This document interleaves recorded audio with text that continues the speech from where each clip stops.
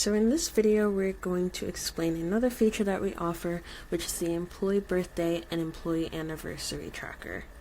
In order to set up the system for your employee to track their birthday or employment anniversary, you have to make sure that certain fields are filled out.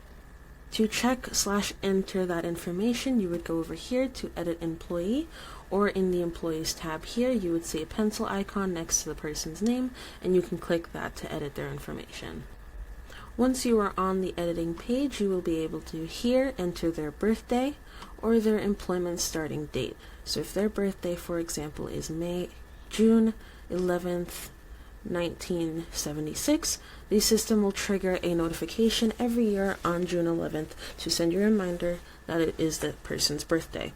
Same thing with employment starting date. Once you put in, let's say their employment starting date was May 8th, 2020, the system will, on 2021 May 8th, will trigger an employment anniversary notification.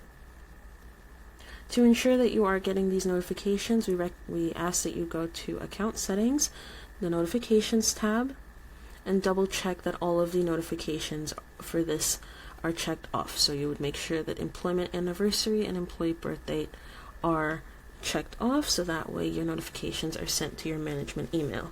As always, if you have any questions, comments, or concerns, feel free to start a chat with us or to schedule a call with me, and we will be glad to help you out.